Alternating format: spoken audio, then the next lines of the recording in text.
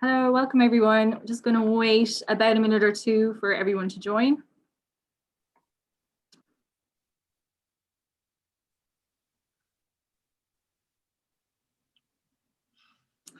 Welcome everyone. Thanks so much for joining us today. We're just going to wait just a little bit longer, just about a minute, and then we shall kick off the presentations.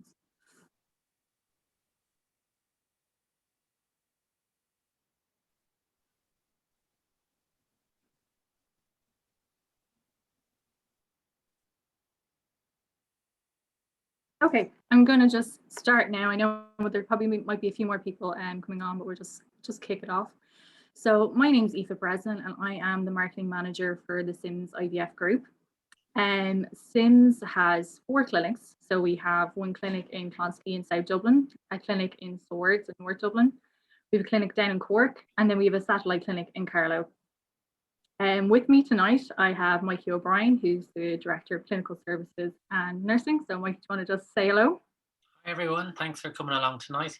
Yeah, and then we also are joined by Sophie Pratt, who is a registered dietitian, and she's actually based in Cant Clinic, where our Sims IVF Carlow clinic is, just Carlow. So I think if you have any questions, actually, we are going to cover a lot as we go through the presentation.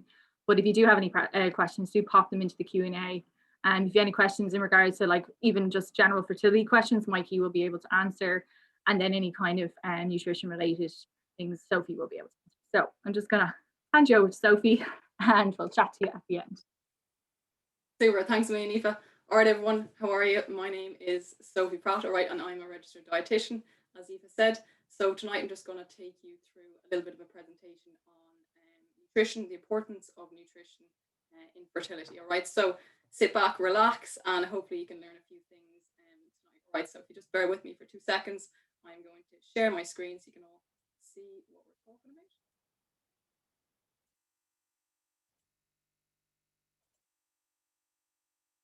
about. Okay, guys, so here we are. Let's get into it, okay?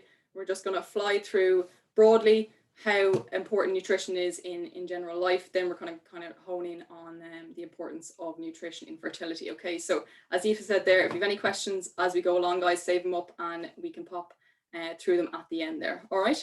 So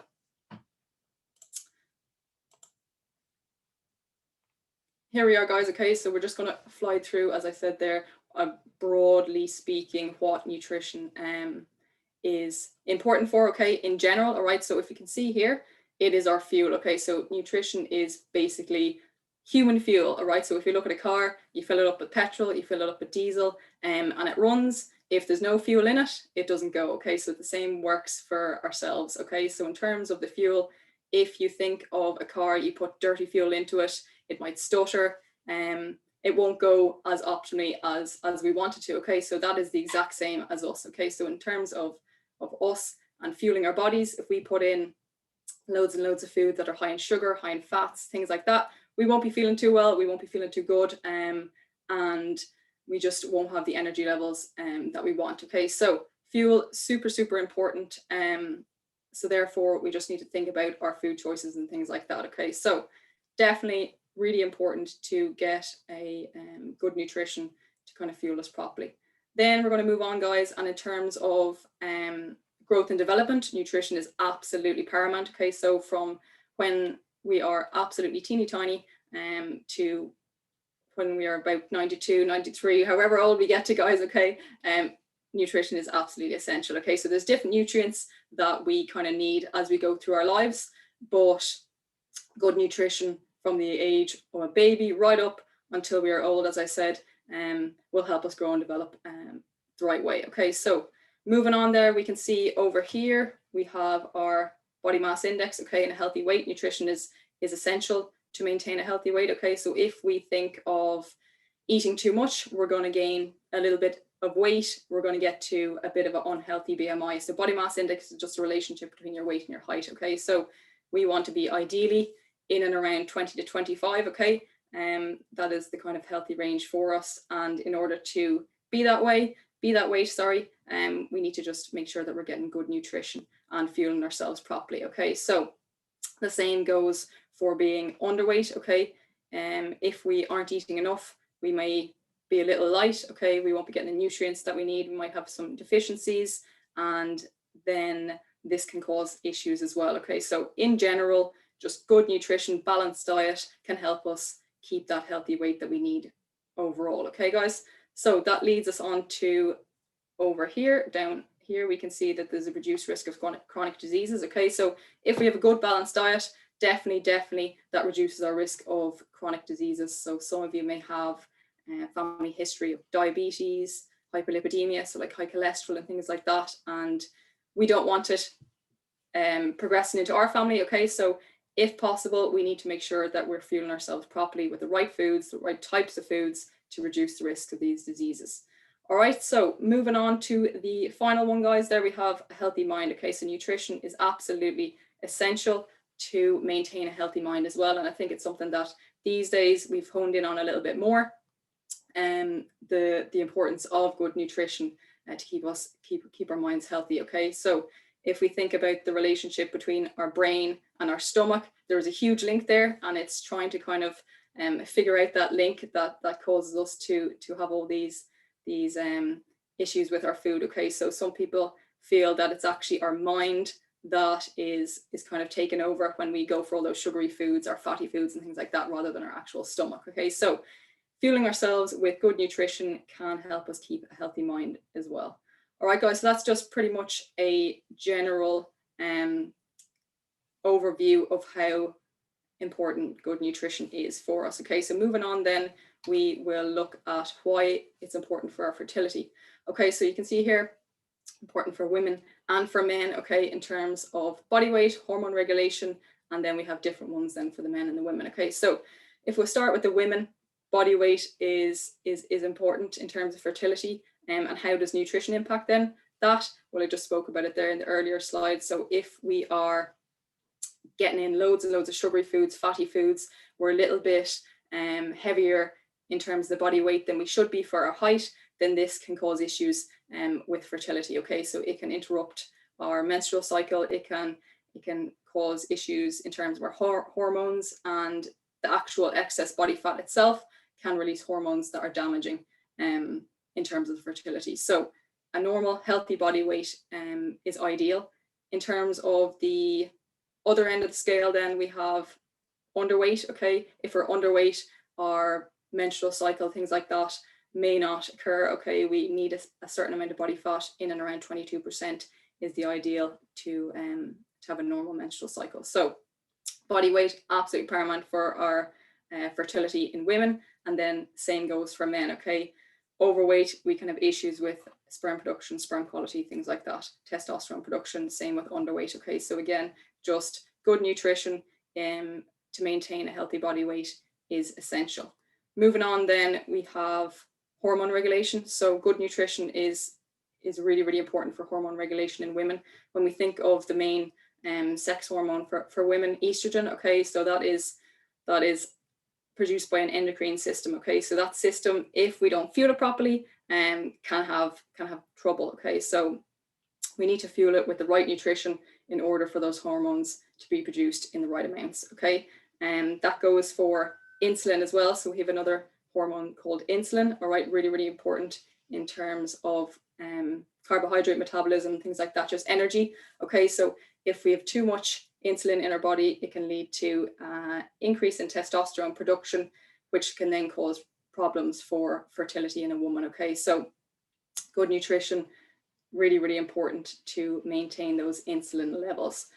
All right, whoops, apologies, pressed the wrong button there. So if we move on then, normal ovulation, okay, really important to make sure we're fueling ourselves in order to be ovulating on a regular basis, okay, normally, and then egg quality as well. So if we think of putting loads and loads of foods that are high in sugar, high in fats, highly processed and things like that, rather than eating loads of fruit and veg with loads of vitamins, minerals, and good quality lean meats, our egg quality will tend to be better if we're eating those variety of fruits and veg, lean meats with loads of nutrients, vitamins and minerals, things like that.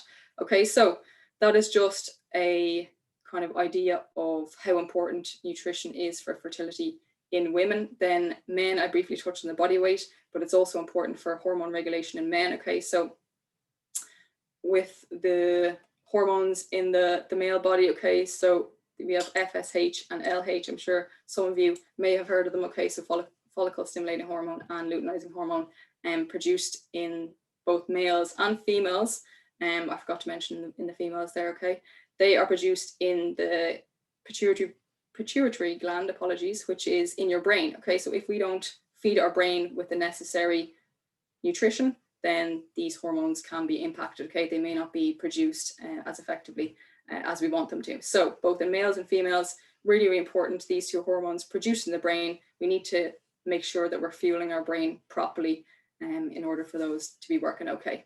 Then with regards to the insulin as well, really important for women, as I just mentioned, but also for men. Okay, so high insulin levels can be linked to sperm issues. Okay, so just reduce sperm quality and things like that in those with diabetes. So really important just to look at our diet in terms of the sugars that we're taking in, because as I said before, insulin is needed just to let the sugars, the glucose in our body into our cells. Okay, so we don't want that level rising too high. I'll go through that further and just simplify it in another slide, guys, so don't be worrying too much about it. Okay, so good nutrition, really important for hormone regulation in men as well. And then just overall sperm numbers, sperm quality, sperm morphology.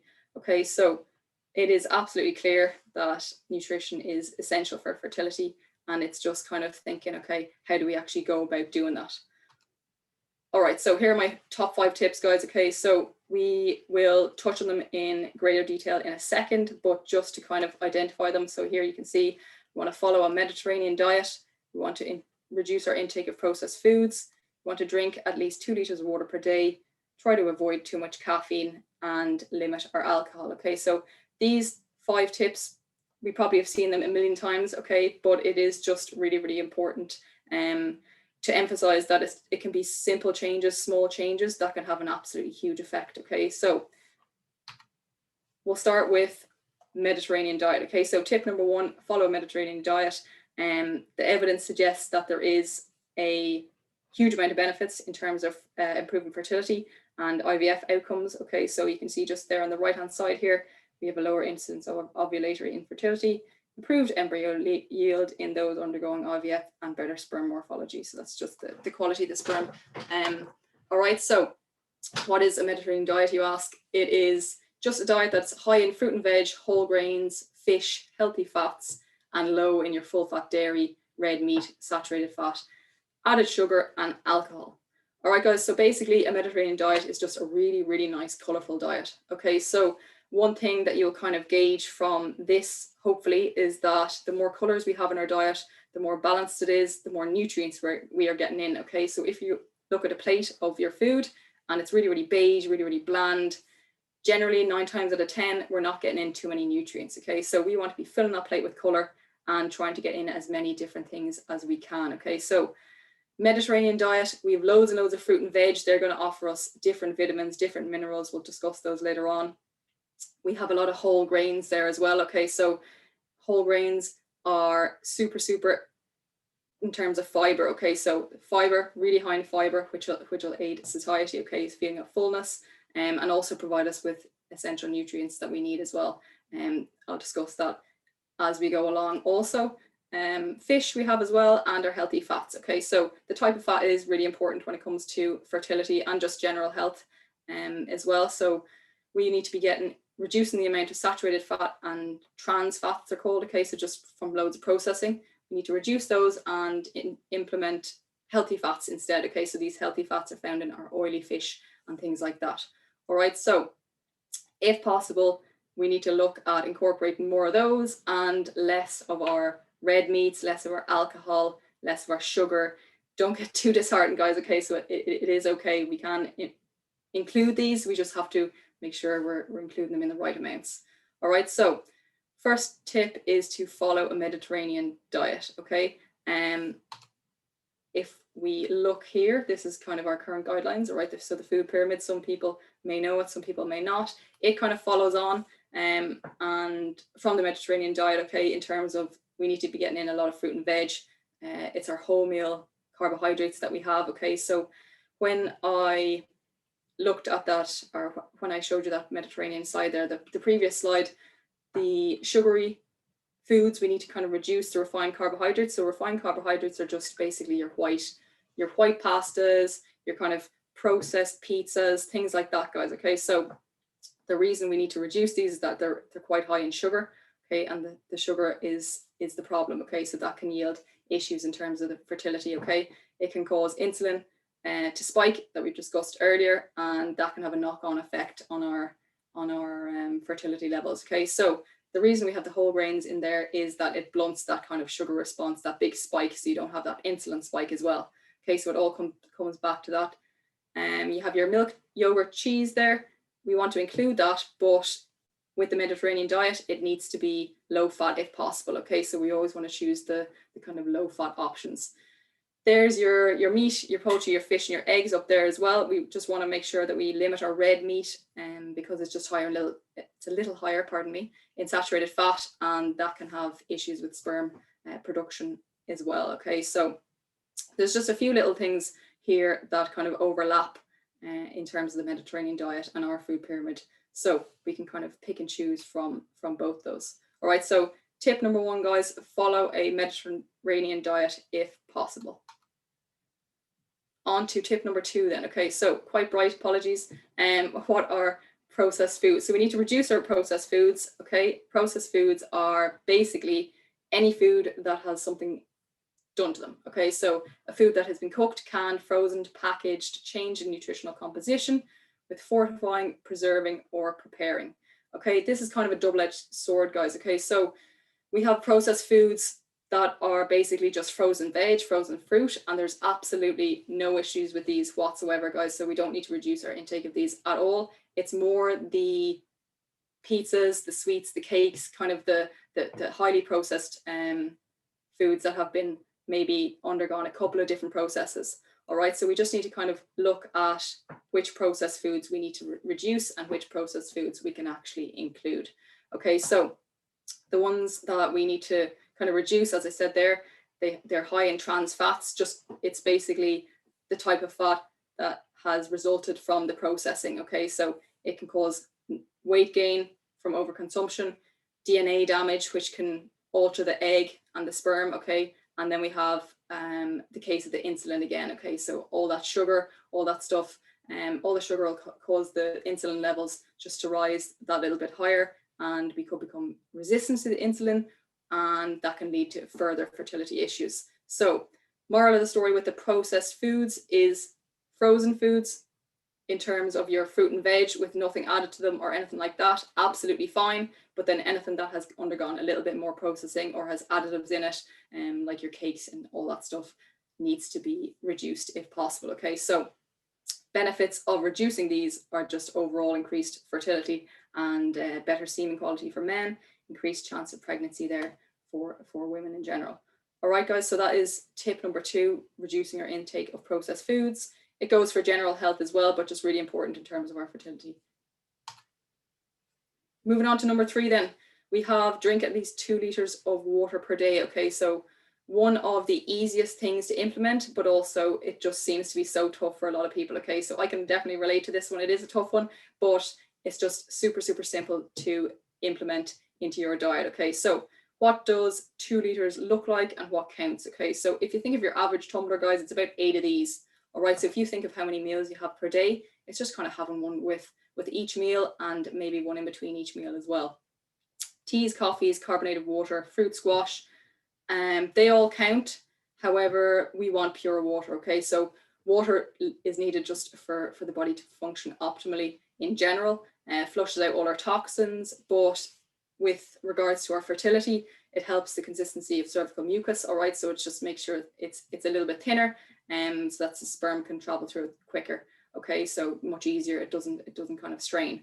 All right, so not only is it absolutely essential for everyday life, it's really important in terms of fertility as well. And I think it's the one that we can implement straight away. All right, I know everyone says that they drink 2 liters, but when you actually go and look at it, half the time we aren't reaching that.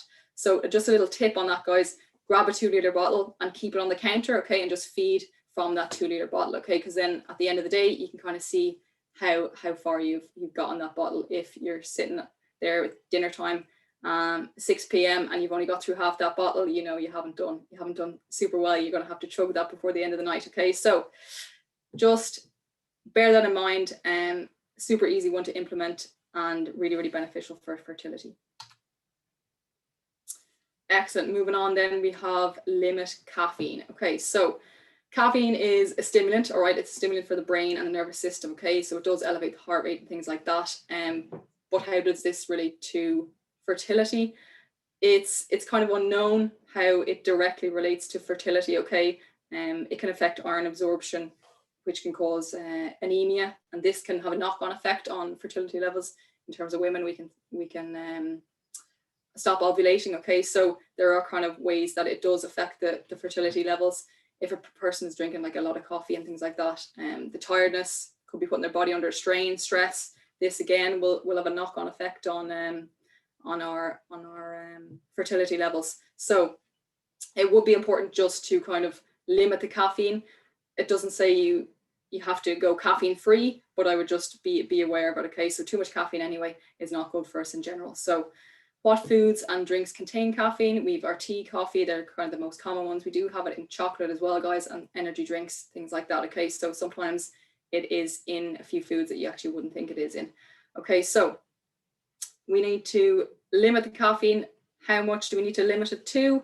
As I said there, it's not really known an exact number, but overall, in general, we kind of suggest that you limit your caffeine to about 2 cups of strong coffee a day. Okay, so if you're having tea, you can get away with a few more cups of tea. It's generally 3 to 4 cups, but in terms of your coffee, 1 or 2 cups, and that could be up to 200 milligrams. Okay, which is kind of the okay amount. We don't want to go too far over that in terms of fertility levels. Okay, so as I said, there is no set amount. We just want to limit as much as possible. It's totally up to you if you want to go to caffeine free. So like decaf teas and coffees, some people aren't kind of for the processing that it goes to get there. But if you're thinking of the effects of caffeine on your fertility, maybe it is something that you have to think about. Okay, so try to limit the caffeine, promoting normal ovulation, increased chance of pregnancy, and better sperm quality. Okay, so there's some of the benefits of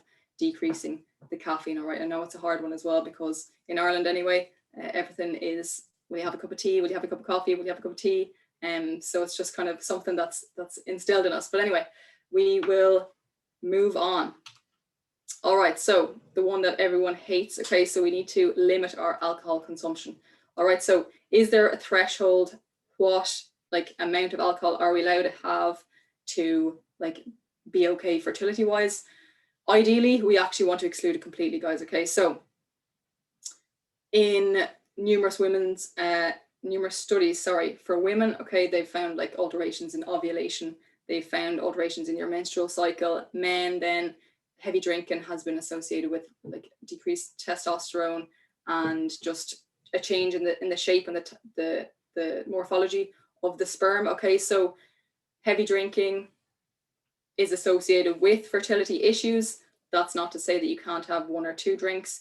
It's just totally an individual choice. Ideally, though, we want to exclude it completely. Okay, so over here you can see the benefits. Okay, so it does help to maintain normal menstrual cycle and promote normal sperm and testosterone production. Okay, too much alcohol in general is not good for us, guys. Okay, so we have like the sugar from all that as well, as the effects of the alcohol itself. So just kind of bear that in mind if at all possible. All right, so that is tip number 5, guys. Okay, so it's just summed up here in this slide. All right, you can see we've gone through the first 5 here. Okay, so diet related, follow a Mediterranean diet, limit our processed foods, 2 liters of water per day minimum, reduce caffeine, and limit our alcohol.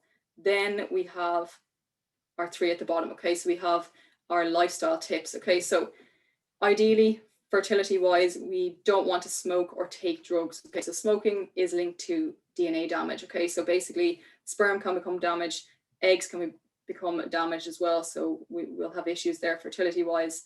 If possible, we need to kind of reduce our smoking. Okay, ideally don't smoke at all. Okay, so there has been studies done that have shown that smoking just interacts with certain nutrients, and this can lead to fertility issues. So if possible, guys, do not smoke. Exercise regularly, absolutely. Just, it is important for everyone and anyone, okay?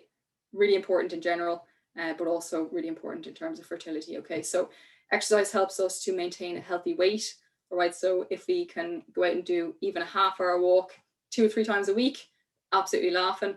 If it's only 10 minutes once a week, it's better than nothing, guys, okay? So please don't feel that a 5-minute, 10-minute boost of exercise is wasted. It's absolutely not, okay? So exercise helps control our blood sugars as well, all right? So in terms of that insulin level that I was talking about earlier, when we exercise, it regulates our blood sugars, and therefore the insulin levels are controlled as well, so they don't spike and cause those issues in the female fertility and the male fertility, as I discussed at the start there. So get the exercise in if you can. Helps to regulate all the hormones and things like that. So really important fertility wise. Then we obviously have to just aim to have 6 to 8 hours sleep. I know this is not possible for everyone, but just to let our bodies rest. If at all possible, 6 hours, 8 hours, and you're doing very well. Okay, so sleep really important for the hormones in fertility. All right, so there's just the 8 kind of diet and lifestyle tips. In my opinion, some of them can be implemented a lot easier than others, but even if you take away 1 or 2 things, guys, and try to implement them, I'm not saying that we should go out and eat absolutely really clean, not have 1 cup of coffee ever, never stop doing exercise or anything like that, guys. It's all about trying to be realistic and build it into your life, build it into kind of your plan, okay? So don't feel that you have to throw everything at it straight away, okay? So just pick small things and start there. All right, so broadly touched on the kind of top 5 tips there, okay, in terms of Mediterranean diet and things, but there are key nutrients that we want to kind of include for optimal fertility. So I don't want you to get overwhelmed when you look at this slide, guys, okay? I just want you to kind of be aware of the nutrients that we need for fertility, okay? So I will start from the folic acid there, okay, and work my way clockwise. All right, so you can see here, folic acid, I'm going to delve into these in a second, guys, but I'm just literally naming them out for you, okay? So most of you have probably heard of folic acid, folate, vitamin B complex, we have our omega-3 fatty acids, vitamin D, antioxidants, iron, and calcium. All right, so another one of these slides that you're going to think, oh my goodness, overwhelmed. Don't worry, guys, this is literally just showing you how important all these nutrients are for our fertility in both males and females, okay? So it's just showing us the roles and deficiency of the nutrients in fertility and also IVF, okay? So I'll briefly run through them, but again, I just want you to kind of become aware of them. I don't need you to memorize them at all. Just know how important they are in terms of fertility in general, okay? You will become a little bit more aware of them by the end of it, okay? So if we start from the top here, we have our folic acid or our folate, okay? So in women, helps us keep healthy eggs, and men, healthy sperm, okay? So then deficiencies can lead to infertility and poor quality sperm, okay? So if possible, we need to get in our folic acid or our folate. I'm sure a lot of people pre-conception are trying to get in the folic acid supplement, okay? So we are advised to take a folic acid supplement pre-pregnancy, 12 weeks prior if we can, at least, if possible, if you're of childbearing age, to take it, okay? So there is supplementation there. It is hugely beneficial in terms of preventing neurotube defects, as well as just fertility in general. All right, so really important for males and females is the folic acid. I'll delve a little bit deeper into the food sources of all of these in a second, guys, okay? So just bear with me for a moment. Vitamin B complex is just all your vitamin B. There are numerous types of B vitamins, okay? So I won't list them out, but they are there, all right? And really important for healthy eggs and sperm production, sperm quality, both women, healthy eggs, and men, the sperm production. Then we have omega-3 fatty acids, guys, okay? So again, hugely important in hormone regulation in the women and the men, insulin metabolism, healthy eggs, and then we have improved sperm count, okay? So the omega-3 fatty acids, remember I was talking about the 2 hormones. We have the LH and LH and FSH. They are produced in the brain. The omega-3 fatty acids are hugely important for fueling that brain, okay? So there is a link there, okay? And that's it. Vitamin D, super for overall fertility, okay, in both males and females. You will have heard it recently, definitely in relation to COVID, okay? So just in terms of the immune response, vitamin D is very, very beneficial. Technically, we should be all taking a vitamin D supplement here in Ireland because our weather is absolutely stunning and we never get any sunshine. So vitamin D, the main source of it is actually sunshine, okay? And of course, in Ireland, we don't get much of it. That's why we're encouraged to get a supplement in, okay? So not only is it important in general, but it's also important in terms of fertility. So semen quality, sperm motility for men, and then just overall fertility for women, and also in IVF. With regards to ovarian stimulation, very beneficial there. We have a couple of antioxidants that we're going to go through, guys. Okay, so again, I'm not going to bore you by going into too much detail, but I just want to show you the amount of antioxidants that are out there and how important they are in terms of helping our healthy sperm and healthy eggs. Okay, so we don't want poor quality sperm or damaged eggs. And these antioxidants, they kind of prevent those harmful particles in our body. Okay, so I'll touch on those later on as well. We have our iron then and our calcium. Okay, so really important for our hormones and our egg production in women, and then healthy sperm in men. All right, so as I said there at the start, guys, this slide isn't here to overwhelm you. It's purely there to show you the few key nutrients that we need and their massive, massive role that they play in fertility. Okay, and you will see in a second there's huge overlap in the sources of these foods. Okay, and that's what I want you to kind of gain from this, is that we don't have to go out and be looking at labels and trying to figure out, okay, am I getting in this, and this from each food that we're eating. If we incorporate all these foods, as I said at the start there, numerous colors, as balanced as possible, we'll be getting in loads and loads of these nutrients. Okay, so it's as much as possible trying to fit in, find the foods firstly that you like, that you enjoy, that are high in these nutrients, and trying to fit them into your diet plan, okay, into your lifestyle. All right, so if we move on, then where can we find these nutrients? Okay, what food sources? All right, so again, I'm going to whiz through this. All right, you will see towards the end, I'll kind of sum it up easier for us. But basically, from the folic acid right down to the calcium, you'll see huge overlap between the types of these foods. Okay, so some foods will contain iron and folate and vitamin B, and you're laughing with those ones. Okay, we want to include more and more of those ones.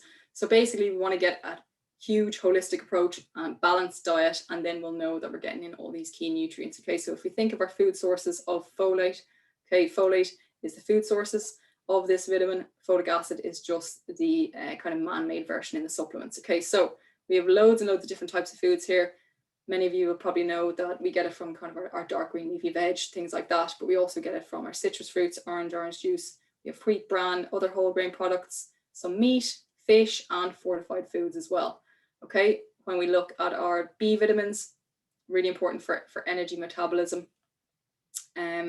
We get them in a wide variety of foods. Okay, so if there is any vitamin that you will find in a lot of foods, it will be the B complex. Okay, so all those foods there, guys: meat, cereals, eggs, dairy, whole grain, nuts and seeds, fruit and veg, really important. Moving on, then we have our omega-3 fatty acids. Okay, so we can find these in a few different foods. All right, there are two types. Okay, you don't need to worry about them. One is made in the body, one can't be made in the body. Okay, so we need to kind of just make sure that we're getting in some nuts, some seeds, and some fish. Okay, and that will ensure that we're getting the essential fatty acids in for that brain function, okay, to produce the necessary hormones for fertility.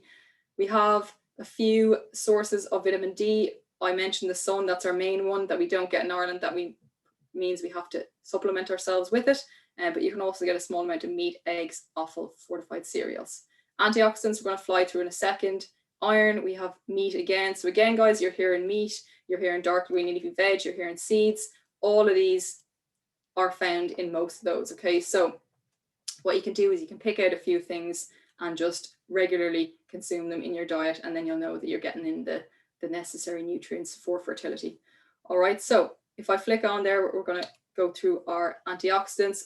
All right, so basically vitamin A, all right, you can see here, you can get it from a wide variety of foods again. So if you're looking at your fruit and veg, if your broccoli, avocado, peppers, sweet potatoes, things like that, and then you're onto your eggs, fish and cheese. So again, we're seeing our dark green leafy veg, pardon me.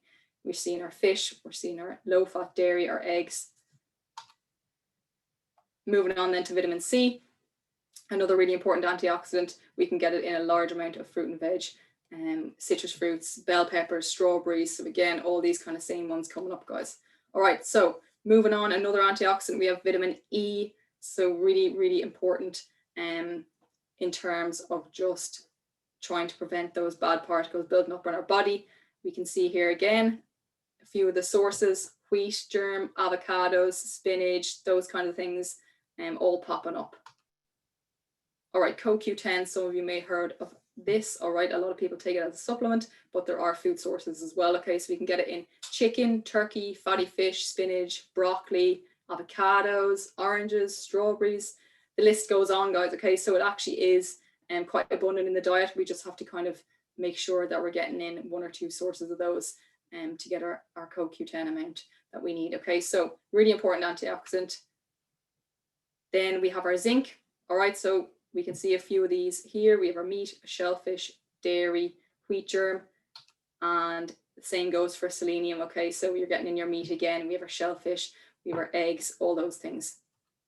All right, so bear with me. I will sum it up at the end, guys, but I'm just again trying to show you that it is just all about having that balanced diet, that Mediterranean diet, getting in as much color as we can if possible. Okay, so copper, liver, oysters, mushrooms, nuts and seeds, all those things there that you see, guys, contain copper. Okay, so really important antioxidant as well.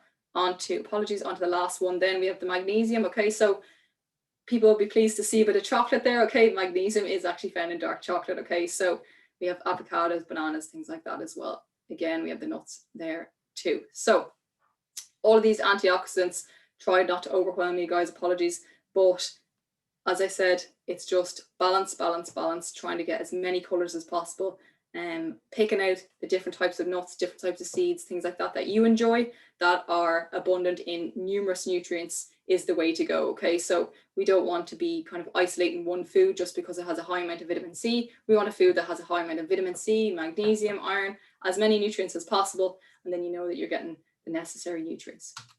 Okay, so I just popped up a sample meal plan here, guys, of what kind of I would include to try and get in all these nutrients, all these vitamins that are really important for fertility, just diet in general, but fertility. Okay, so I just want to emphasize the importance again of all that variety and all the colors. Okay, so it doesn't have to be boring, it doesn't have to be unenjoyable, but it needs to be realistic. Okay, so it needs to be something that's going to get you the nutrients that you need for your fertility goals. Okay, so again, like, you have to think about the long-term goal. What's your long-term goal, fertility goal, and how much emphasis do you want to put on that?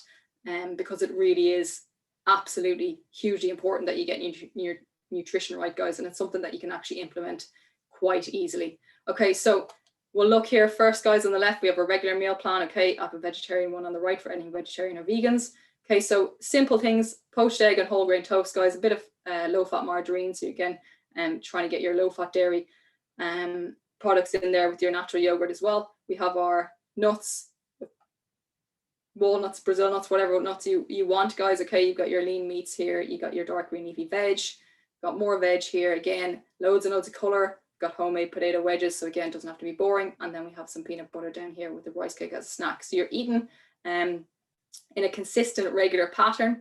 All right, and over here is the same thing, guys. You can read through it there in your own time if you wish. Okay, so there's numerous options. It's just about finding what works right for you. All right, the more variety the better. You'll be sick of hearing me say that, but it's actually very, very important, guys. Okay, so moving on, hugely popular question would be, do we need supplements, yes or no? As a dietitian, it's always a food first approach, but sometimes it's just not possible. Okay, so whether you have an allergy to a specific food and you're not getting in the certain nutrients from that food, then definitely we need a supplement there. If it's like DHEA, okay, so some people know DHEA, it's a hormone that your body naturally produces, and it can be it can help produce other hormones. Okay, so it can't be taken in from food, therefore we may need to get a supplement if your body isn't producing enough of it. Okay, so things like that, there are definitely a need for a supplement, but where we can get the nutrients in from food, that is the way to go. Okay, if possible, it always is a food first approach. All right, so food first, then we have the food and the supplements, and then we have, like, worst case scenario, it was just kind of depending on supplements the whole time. All right,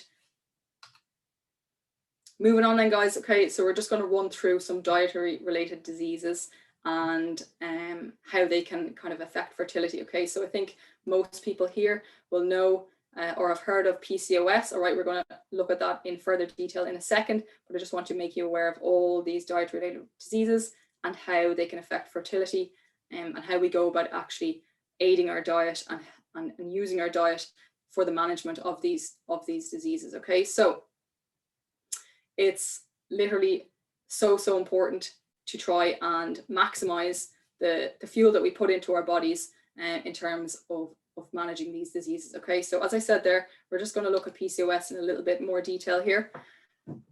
So what is PCOS and how is it related to the diet? Okay, so it is a hormone related disorder. Okay, it probably is the cause of about half of infertility in females, guys. Okay, so the main hormone in question is insulin. All right, so as I said earlier in the presentation, insulin is really, really important in terms of the response to blood sugars. Okay, so when we take in carbohydrates, it gets broken down to what is called glucose. That's our sugars. Okay, and in order for that glucose to be let into our cells, we need insulin.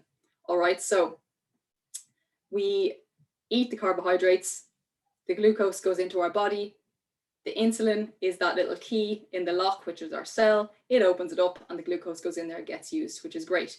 In PCOS, we become resistant to it. Okay, so the insulin is being produced, but it's not working. Okay, so the glucose is building up in our body, the insulin is building up in our body, and that increase in insulin can lead to issues in terms of fertility then for females. Okay, so it results in an increase in testosterone that can result in numerous things, okay, such as anovulation, male features, things like that, guys. Okay, so there are huge health effects, long-term health effects associated with PCOS as well. You can see there we have diabetes, high cholesterol, high blood pressure, obesity, and other hormones may be affected. Okay, so huge fertility issues with regards to PCOS, and we just need to know how we can optimize our diet to kind of manage PCOS, have the best possible diet to manage our PCOS. Okay, so how do we go about doing that? Okay,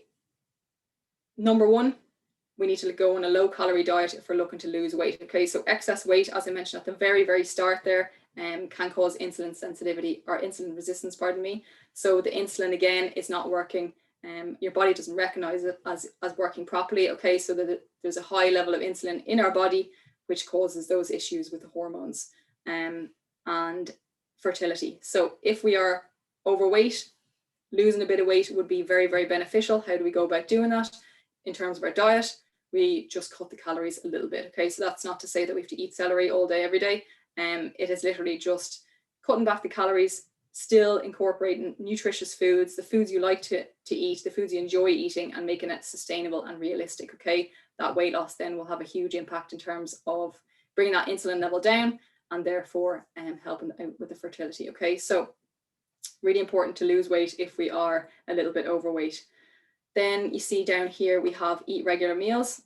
So if possible, we want to be eating regularly throughout the day as opposed to eating just one big huge meal. Okay, so if we eat one big huge meal, our glucose level rises really quickly, really high, and so does the insulin. Okay, and that insulin then again causes the issue. All right, so if we eat regularly, that glucose response is a little bit more steady. Okay, so our body doesn't produce a huge amount of insulin all at once and have to deal with it then. So regular meals is another little top tip for those with PCOS. We need to ensure a healthy, balanced diet, as I briefly mentioned there already, in terms of Mediterranean diet, getting on all that color. And then really important is number 4 here, guys, is to limit the sugar and the refined carbohydrates. So if we have PCOS, those with PCOS, the kind of main thing that we need to do is look at our carbohydrate intake. Okay, so we want to reduce the amount of sugary carbohydrates, refined carbohydrates, that we take in. So that's like our biscuits, our cakes, our sweets, our treats, all the nice things, but also then our white pastas, our white bread, white noodles, things like that, guys. Okay, so we need to limit them as much as possible and choose whole grain versions instead. Okay, so that whole grain version will just blunt the glucose response a little bit. All right, so if there's one thing for those of you who have PCOS that you can take from this is that the carbohydrates are the main issue. Okay, all that sugar is causing the problem. All right, so the long-term effects, as I briefly mentioned,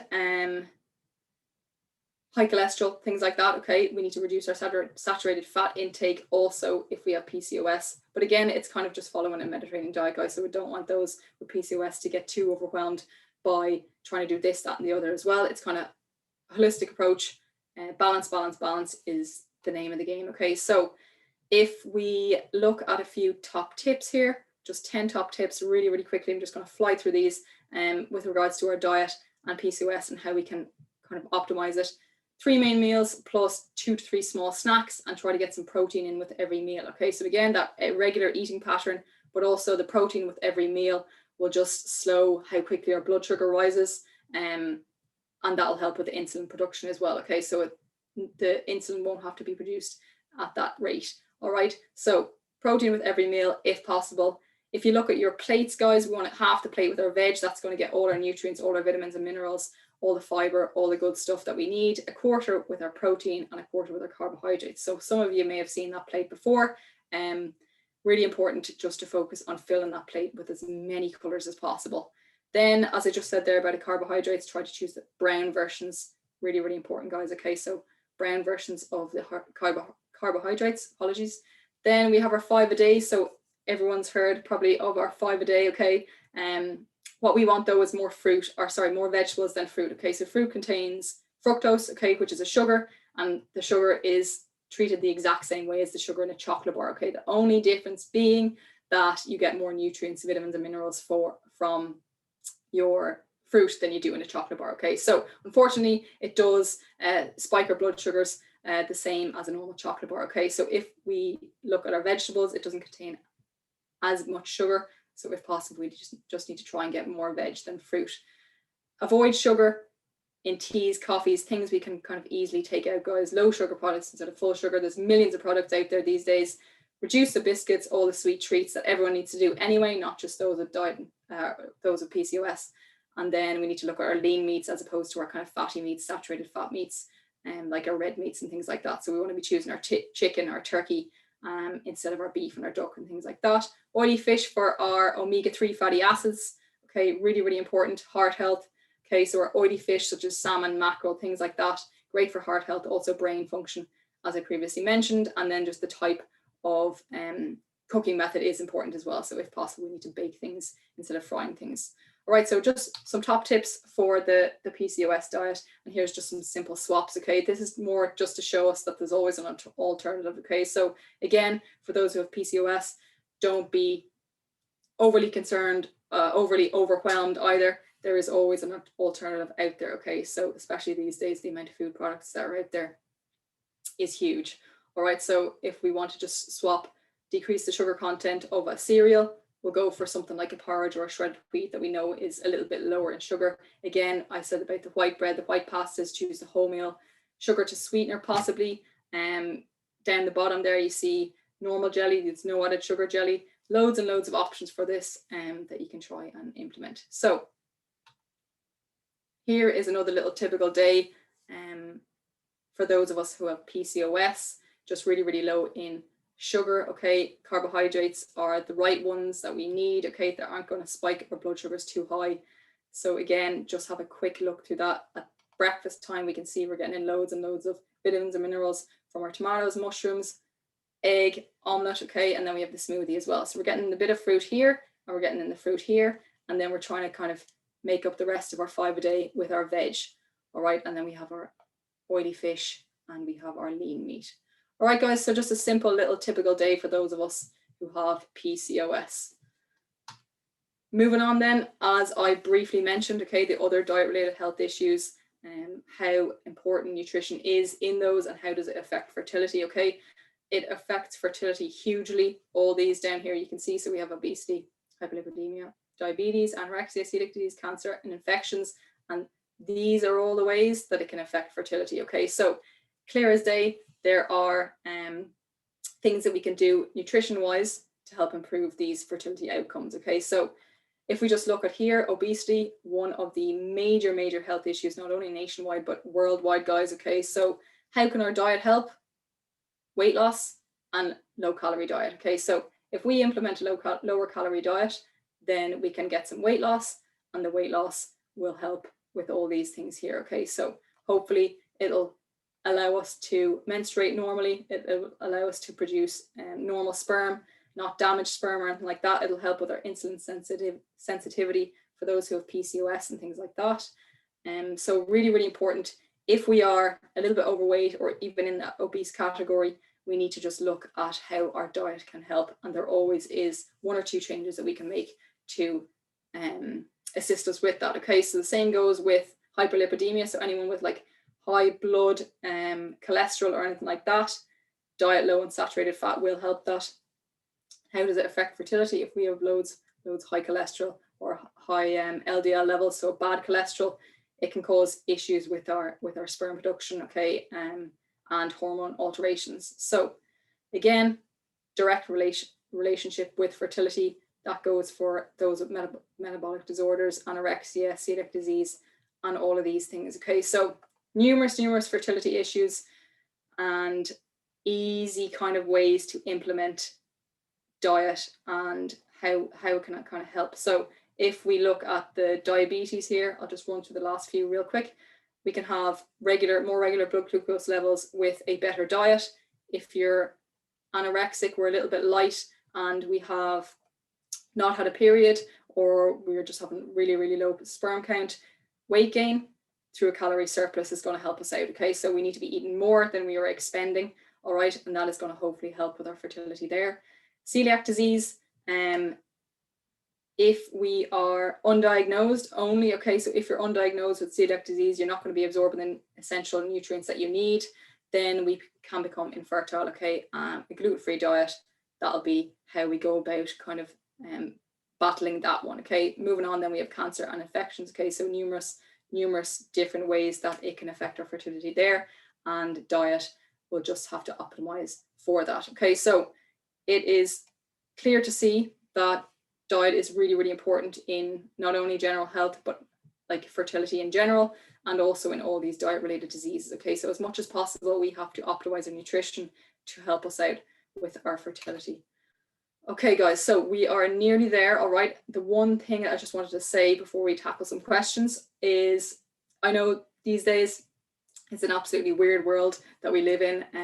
We can't control much at all, but we definitely can control our diet. Okay, and I know it's not the one thing that is super easy to do, but it can be done.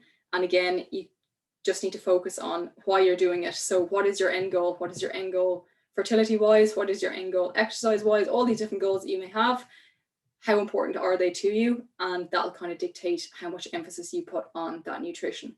But just bringing it back to the supplements, if we get that nutrition bang on, if we're getting in a balanced diet, we're getting in as many different colors as possible, 9 times out of 10 you're going to be getting the nutrients that you need. Okay, so we want to be trying to get it food first as opposed to supplements. Okay, small little changes will make a huge difference, so hopefully you can implement some of the things I've discussed earlier. So just a few questions that I'm going to try to run through before we finish, before I hand you back to Aoife. Okay, there's a couple of different questions, they might overlap, guys. Some of them we probably have covered, but we'll just run through a few of them and try to get through as many as we can. Okay, so there, the first one, pretty much answer that throughout. Okay, so we're starting IVF this year and want to know if diet and nutrition is really important. This one here, absolutely.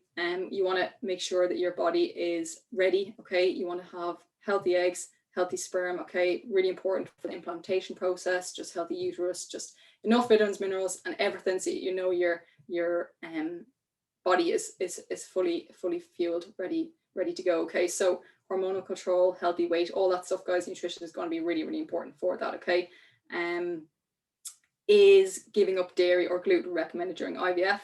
There isn't any evidence for it, okay, unless you're undiagnosed celiac, okay, where you're malabsorbing loads and loads of nutrients. There's no evidence to suggest that you should go dairy-free or gluten-free during IVF, okay. What foods are good for eating, guys? I think we kind of covered that. So Mediterranean, just loads and loads of different colors, lean meats, healthy fats, not processed foods pretty much, okay. So as much as possible whole foods, guys, okay. What are the do's and don'ts to eat while pregnant? Again, pregnancy, pretty much the same in terms of Mediterranean diet. Try to get in all those nice oily fishes. You're trying to get in your fruit and veg intake, okay, your whole grains, all of those. Then don't eat while pregnant. It's just kind of the non-pasteurized cheeses, dairy products, things like that, that may contain bacteria that we don't really want, okay. So they're kind of the ones that we don't want to eat when we're pregnant. Same goes for alcohol. We want to just totally reduce the alcohol intake when you're pregnant. If possible, don't drink at all, okay. How to lose weight and nourish yourself during pregnancy. The one thing I would say about this, guys, is just think of if we're actually pregnant and we're trying to lose weight, I would just hold off as much as possible until after the baby comes, and then focus on that weight loss journey, because we need to make sure that Baba and yourself is getting enough energy throughout their pregnancy. If it's preconception, then by all means, absolutely go about losing some weight. All you need to do is just reduce your portion size a little bit, but focus on your food choices so you're trying to get in as much as possible. Okay, so all those nutrients, really, really important to get in. Is there any evidence to support avoiding nightshade veg to avoid inflammation? There is no evidence, okay, so nightshade food, okay, they contain just a chemical called solanine, okay, and this is believed to help with arthritis and inflammation, but there's actually no evidence to support this. So you would be better just taking in your antioxidants that I mentioned earlier, vitamin C, A, E, all those ones to reduce inflammation there, okay? Any foods to avoid in preparation and during IVF. I think we touched on that, guys. So basically just your processed foods, alcohol, things like that, and try to keep to a whole foods approach. Then we have a nice one here in the corner. I like this. Okay, so diets for people going through IVF who don't like veg and plain eaters. Okay, so the one thing here I'm telling people is just getting loads and loads of color, loads of balance and things like that. But if you don't like loads of foods, it is difficult. I'm with you there, guys. Okay, so I would kind of suggest trying to get them into little smoothies, trying to hide them in sauces, trying to maybe make fritters from grated vegetables or things like that. It doesn't have to be super, super exotic. You're just trying to do the best that you can. Try to mask them with foods that you do like, okay? I'll just quickly move on there to see if we can touch on a few more. Nutrition that can reduce inflammation. Mediterranean diet, again, guys, okay, so you're trying to get in all your antioxidants. What foods to avoid if inflammation is an issue. It's your sugary foods, so high sugar foods can cause irritation, inflammation there, guys. Apologies, I'm going very fast. Just aware of time, okay? Does taking DHEA and CoQ10 improve egg quality? Absolutely. But your body should be producing DHEA naturally. If it's not, then we need to take a supplement, okay? CoQ10 you can get in from the diet. But again, if you're not feeling that you have a balanced diet, absolutely supplementation there would be important for egg quality. Best way to increase protein would be just try get in with every meal. And then protein powders. In terms of protein powders, guys, just be aware of the additives in them, okay? So we want to just choose, if possible, pure whey, okay? So the least additives, the better. And then things to avoid for men's health. Again, it's processed foods, guys. Best things to eat to improve sperm, processed foods, all these bits and bobs. Can you have hot deli food? Can you have takeaways? Absolutely. It's just portion control, things like that, guys. Okay, so I think I'm going to have to leave it there. I'll hand it back to Aoife, just looking at the time, but hopefully I've answered most of the questions. And if I didn't, you can blast them through to me on an email or get in contact with Aoife. Is that all right? Perfect. Thank you so much, Sophie. Oh my God, so much information there. Yeah. Amazing though, thank you so much. And yeah, like a lot of questions that came through there, they're huge amounts. A lot of them you've covered already, and a lot of kind of specific questions to people as well. So what I do is recommend is like we can answer some of these offline, because they are quite specific and you have covered a huge amount of them too. Yeah. So obviously we'll be popping this up on our YouTube and our website probably by the end of the week. So you know, if you've missed some of it or you want to come back to some piece of advice, it will be up later on in the week. And yeah, you can get in contact with me. You'll get an email from me anyway, from communications@sims.ie. And then also Sophie's website is there. It's just www.sophiepratt.ie. Is that it? That's it. Yep. Perfect. Perfect. Great stuff. Well, thank you so much for turning out today, everyone. I hope you found it useful. And yeah, sure, we'll be in touch.